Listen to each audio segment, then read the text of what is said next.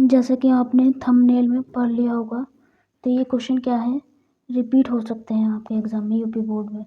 इनको अगर आप देख के जाओगे, पढ़ के जाओगे, तो आप अपने मार्क्स को बढ़ा सकते हैं। तो चलो स्टार्ट करते हैं। पहला क्वेश्चन क्या है, भाजक भागफल एवं शेषफल में क्या संबंध होगा। तो ये क्वेश्चन 2024 में पूछा जा चुका है।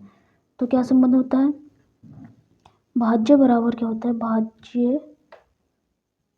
भाज्य बराबर भाजक गुणा भागफल प्लस शेषफल होता है, ये संबंध होता है। जैसे कि ये दे रखा है, यहाँ पे लगा दो बराबर और यहाँ लग जाएगा गुणा और एवं की जगह प्लस। तो भाज्य बराबर भाजक गुणा भागफल प्लस शेषफल, ये संबंध होता है। ठीक, हमारा दूसरा क्वेश्चन क्या है, दूसरा क्वेश्चन है, एक द्विघात बहुपद के अधिक से अधिक शून्यकों की संख्या होगी। शून्यकों को मूल भी कहते हैं, मूलों की संख्या या फिर रूट्स बोलते हैं, रूट्स इंग्लिश में, रूट्स की संख्या कितनी होगी। यदि द्विघात है, द्वि मतलब दो, तो मूलों की संख्या अधिक से अधिक, मूलों की संख्या द्विघात में कितनी होती है, द्विघात में अधिक से अधिक मूलों की संख्या कितनी होती है, दो। ये 2 बार रिपीट हो चुका है। रिपीट अगर हुआ तो त्रिघात का पूछ सकता है, त्रिघात में अधिक से अधिक शून्यकों की संख्या या फिर इसको मूल बोल दो, मूलों की संख्या या रूट्स की संख्या। त्रिघात में कितनी होती है, 3। और चतुर्थ घात में जो होगी हमारा, वो कितनी होगी, 4। तो शून्यकों की संख्या आप इजी से बता सकते हैं। नेक्स्ट क्वेश्चन है हमारा थर्ड, जो क्वेश्चन है हमारा वो ये है कि बहुपद 3x² + 5x + 2 के शून्यकों यानी कि मूलों का योगफल ज्ञात करें। ये भी क्या है, 2 बार रिपीट हो चुका है। तो इसका जो योग ज्ञात करते हैं हम, तो योगफल क्या होता है, मूलों का योगफल या फिर शून्यकों का योगफल क्या होता है, बराबर क्या होता है, -x का गुणांक अपॉन x² का गुणांक। गुणांक मतलब गुणा का अंक। x के गुणा का अंक क्या है, यहाँ पे x है, इसके गुणा का अंक क्या है, 5।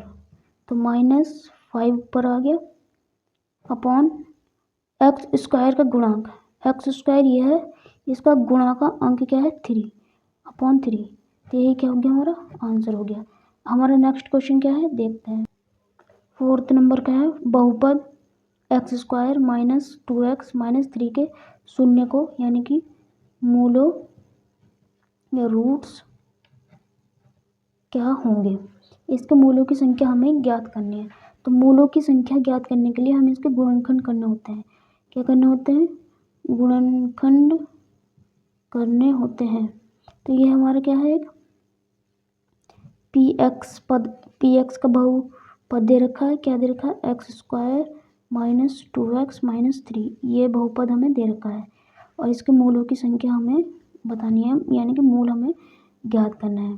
तो इसके गुणनखंड करेंगे हम, तो कैसे गुणनखंड करेंगे, तो ये माइनस चिन्ह क्या कहता है, माइनस करके तो 2 आने चाहिए और गुणा करके क्या आना चाहिए, 3। तो 3 एकम 3 होता है, 3 - 1 क्या होता है, 2 होता है। तो क्या सेटिस्फाई हो गया, 3 और 1। तो हम क्या लिख सकते हैं, x² - 2 को क्या लिख सकते हैं, 3 - 1 x - 3 x²। अब इसकी गुणा करेंगे, x की 3 में होगी, x की 1 से भी होगी। तो x की 3 से करेंगे तो -3x माइनस प्लस, x की 1 से करेंगे x -3। तो क्या हुआ, यहाँ पे क्या कॉमन आ रहा है, एक्स कॉमन आ रहा है, एक्स माइनस थ्री बचा। इधर क्या कॉमन आ रहा है, एक्स माइनस तीन है तो प्लस वन का ही कॉमन आएगा, एक्स माइनस थ्री। तो अभी इन दोनों पद में क्या कॉमन आ रहा है, एक्स माइनस थ्री और एक्स प्लस वन बचा। तो शून्यक ज्ञात करने यानी कि मूल या फिर शून्यक ज्ञात करने के लिए, शून्यक ज्ञात करने के लिए क्या होता है, पी एक्स क्या होता है, ज़ीरो होता है। तो पी एक्स का मान क्या रख देंगे हम, ज़ीरो बराबर एक्स माइनस थ्री और एक्स प्लस वन, यानी कि ये ज़ीरो के बराबर है और ये भी क्या है, ज़ीरो के बराबर। तो एक्स माइनस थ्री बराबर ज़ीरो और एक्स प्लस वन बराबर ज़ीरो। तो यहाँ से एक्स का मान कितना आ गया, थ्री, और इधर एक्स का मान कितना आ गया, वन। तो हमारे शून्यक बराबर तीन कॉमा माइनस वन, यही हमारा आंसर है। तो हमें शून्य ज्ञात करने के लिए क्या करना है, इसके गुणनखंड करने हैं। गुणनखंड आपको आते होंगे। गुणन करने के बाद क्या करना है, पी एक्स को क्या करना है, ज़ीरो करना है, और फिर क्या करना है, इसको ज़ीरो के बराबर रखेंगे, इसको भी ज़ीरो के बराबर रखेंगे और हमारे शून्यक मूल निकल जाएंगे। तो नेक्स्ट क्वेश्चन क्या है हमारा, नेक्स्ट क्वेश्चन है ये, किसी बहुपद पी एक्स के लिए y बराबर पी एक्स का ग्राफ नीचे आकृति में दिया गया है। ये पी एक्स का ग्राफ दिया हुआ है। तो प्रत्येक स्थिति में पी एक्स के शून्यकों की संख्या ज्ञात कीजिए, यानी कि इनके शून्यकों मूलों की संख्या ज्ञात करनी है। तो ग्राफ को देख के हम मूल की संख्या कैसे ज्ञात करते हैं, चलो देखते हैं। इसमें कितना क्या है, मूलों की संख्या अगर इसमें बताई जाए तो दो है, एक दो। इसमें मूलों की संख्या पी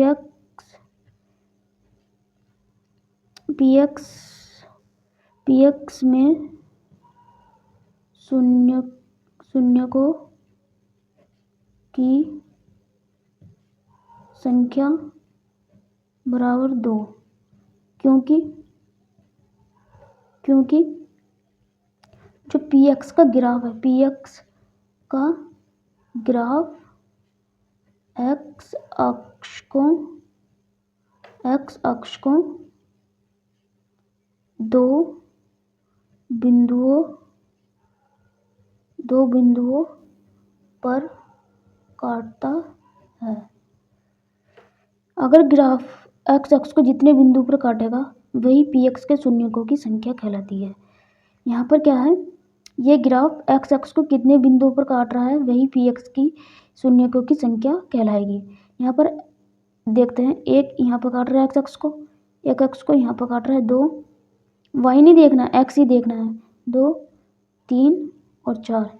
यहाँ पर पी एक्स के शून्यक बराबर या मूल बराबर कितने हैं, चार, क्योंकि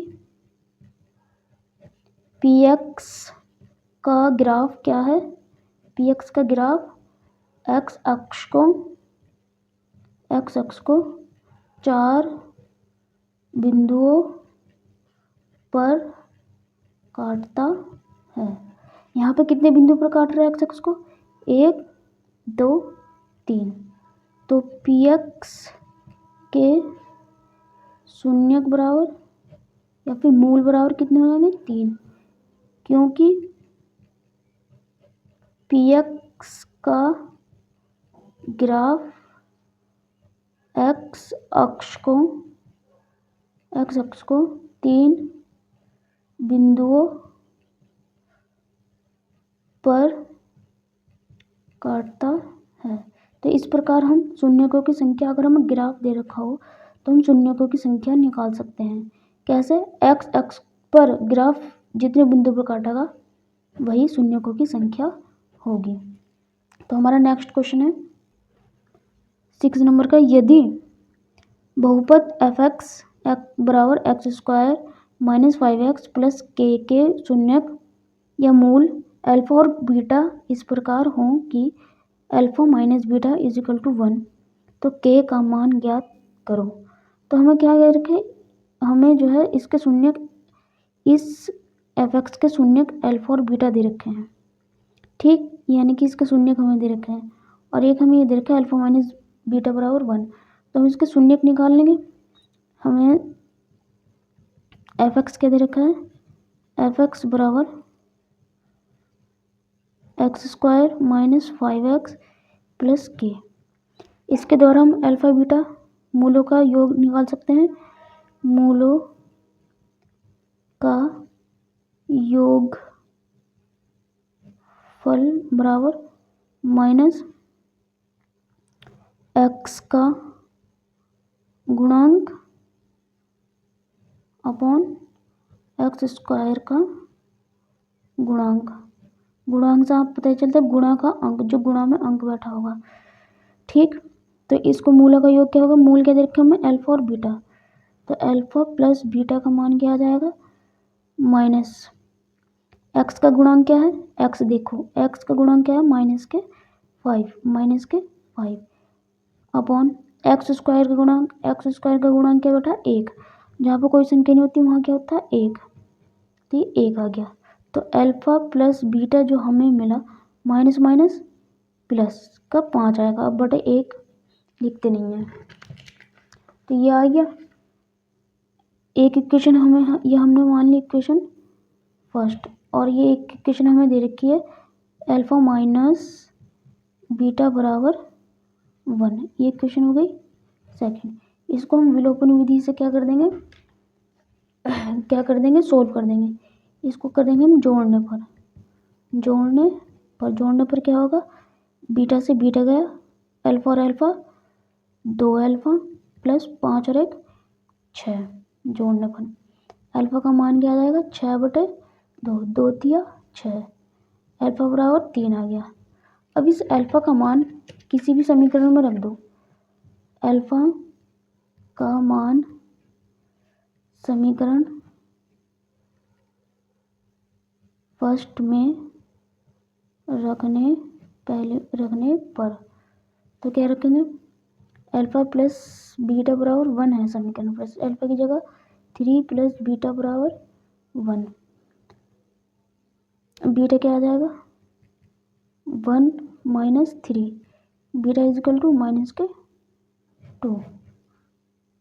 तो फिर क्या करेंगे हम, जब हमारे अल्फा और बीटा के मान निकल गए तो मूलों को गुणनफल का सूत्र लगाएंगे। तो उसका सूत्र क्या होता है, अचर पद का गुणांक बटे x² का गुणांक। अचर पद क्या है इसमें, अचर पद है k और x² गुणांक है 1, तो हम इसमें रख देंगे गुणनफल में, तो k अपॉन 1, और अल्फा बीटा का मान हमने निकाल दिया 3 और माइनस 2। फिर हम क्या करेंगे, k बराबर बटा 1 लिखा नहीं जाता है, तो k बराबर क्या आ जाएगा 3 दूनी 6, वो भी क्या है माइनस का, यही हमारा आंसर है। तो नेक्स्ट क्वेश्चन है, यदि द्विघात बहुपद k minus 1 x² plus kx plus 1 के शून्यकों में से एक शून्यक माइनस 3 है तो दूसरे शून्यक का मान ज्ञात कीजिए। तो ये क्वेश्चन जो है बहुत ही ज़्यादा इम्पोर्टेंट है, 2019 और क्या है एनसीईआरटी की का ही क्या है एक तुम्हारा एग्जाम्पल है, ठीक। तो इसका सॉल्यूशन देखते हैं, ये क्वेश्चन पक्का रिपीट हो सकता है, मुझे लगता है कि रिपीट हो सकता है। तो इसका सॉल्यूशन देखेंगे, इसमें क्या है, ये px बहुपद दे रखा है, उसका एक मूल यानी कि शून्यक हमें दे रखा है और दूसरा हमें ज्ञात करना है।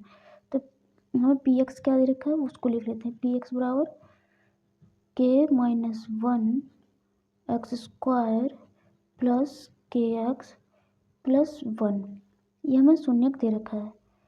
और जब इसका एक मूल हमें -3 दे रखा है, तो यानी कि इस समीकरण को ये सेटिस्फाई करेगा, इस समीकरण में इसका मान रखते हैं px का मान क्या होना चाहिए, 0 होना चाहिए। तो चूँकि -3 px का एक शून्यक है, इसलिए पी एक्स क्या हो जाएगा 0। पी एक्स किसके बराबर हो जाएगा 0, और एक्स की जगह क्या रख देंगे हम, यानी कि पी माइनस 3 क्या हो जाएगा 0। तो पी -3 बराबर के -1, एक्स की जगह -3 का स्क्वायर प्लस के -3 प्लस 1, इसका मान तो हो गया 0 बराबर के -1। जब माइनस की घात सम हो तो माइनस हट जाता है, 3 3 9 प्लस और माइनस क्या हो जाएगा माइनस, ये माइनस बाहर आ जाएगा तो प्लस वाले को माइनस कर देगा, -3 के +1। तो क्या होगी, इस 9 की गुणा के से भी होगी और -1 से भी होगा। 9 की गुणा के से होगी 9 के -9, 9 कम 9, -3 के +1, ये क्या चल रहा है 0। तो 0 बराबर क्या आ जाएगा, 9 के में से 3 के जाएंगे तो 6 के, माइनस का 9 और प्लस का 1, तो माइनस की संख्या बड़ी है तो माइनस का 8, 9 में से 1 जाएगा माइनस के 8, माइनस के 9 में से 1 जाएगा माइनस के 8। तो हम इसको ऐसे लिख सकते हैं 6 के -8 बराबर 0, इसको ऐसा भी लिख सकते हैं 6 के बराबर 0 + 8, ये इधर ये माइनस का है, इधर आके प्लस का हो जाएगा, 6 के बराबर 8, और के बराबर क्या आ जाएगा हमारा 8/6, ये गुणा में है तो दूसरे स्टेप में क्या आ जाएगा भाग में आ जाएगा, 4 दूनी 8, नहीं 2 से काटो, 2 चौक 8, 2 तिया 6, ये कट गया। तो के का मान क्या आ गया हमारा, के बराबर 4/3 आएगा। और इस के का मान क्या है, हम समीकरण फर्स्ट में रखते हैं, इसको मान लेते हैं समीकरण फर्स्ट। तो के का मान समीकरण फर्स्ट में रखने पर यहाँ पर रख देते हैं, चलो